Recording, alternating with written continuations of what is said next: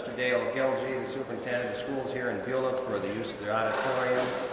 And then I'd also like to thank Kathy Anderson, who is the manager of the Red Fox, and her great crew of workers and people for putting on such a fine supper this evening. Let's give them all a big hand. I'd like to introduce the people up at the head table, and I'd like to introduce the far right is Mrs. Ida Lee Basin. Ida Lee, will you stand, please? My wife, Carol Jacobson.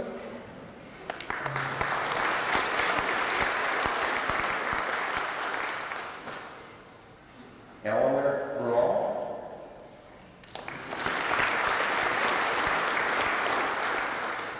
And Rose Heath.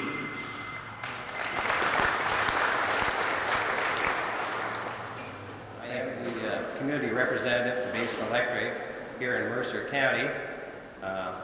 Personally, I'm glad to see all of the good people of Mercer County that are attending this event this evening, and those that were here this afternoon.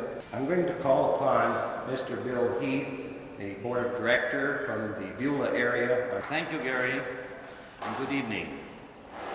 It is a great honor for me to welcome you this evening.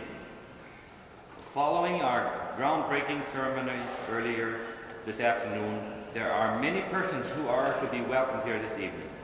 And I would like to start by having you help me to welcome Governor Ling of our great state of North Dakota.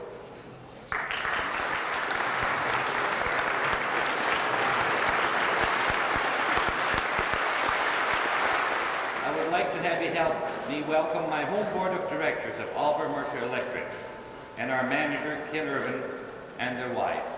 I also would like to have you welcome Chuck Ulmer, who was our master of ceremonies this afternoon and who always does such a splendid job for us. Being a native of the Beulah area, it gives me great pleasure to welcome Basin Electric to our cities of Beulah and Hazen and the surrounding area.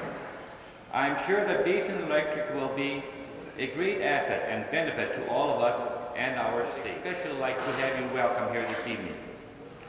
It's our manager, James Grahl of Bismarck, and his wife, Eleanor.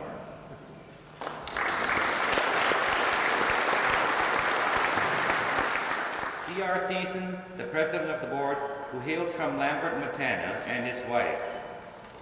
Would you please welcome them? The board of directors, who are from 6 different states and represent an 8-state area. Would you rise, please? Let's give them a hand.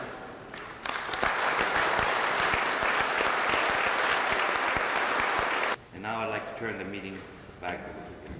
Next on the program, we have the gentleman who has been in charge of Basin Electric Power Cooperative for many, many years, and has been a person that I have grown to respect and cherish for his wisdom, and I'm sure many of you who have been in the business of power supply and have worked with him can also state that with Basin Electric Power Cooperative and with Mr. James Grahl at the helm, we'll go in a very good direction.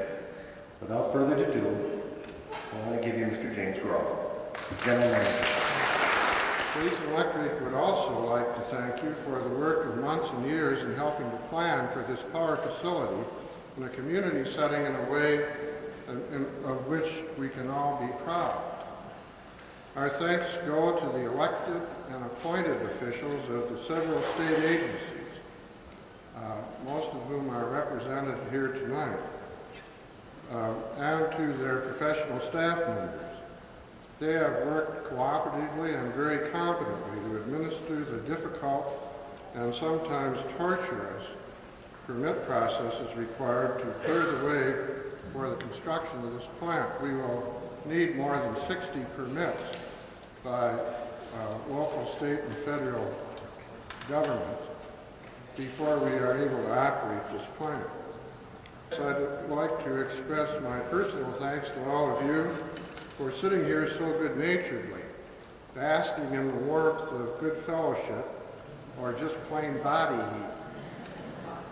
We passed up air conditioning tonight as part of our energy conservation program, and I would point out to our friends Governor Art Link and Secretary of Agriculture Myron Just that by not having air conditioning tonight, we have saved a ton of lignite for future generations. I hope they appreciate it because we've expended about a ton of perspiration to accomplish this.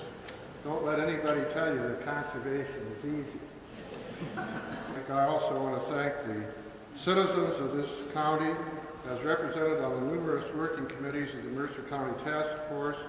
It is refreshing to see citizens in their cooperative institutions such as Basin Electric working in a positive atmosphere of hope and optimism in planning for development such as the Antelope Valley Station. To read a list of the working committees of the task force and to review their accomplishments brings a feeling of reassurance that here on the Great Plains there still exists the will to plan and work together to improve the condition of people.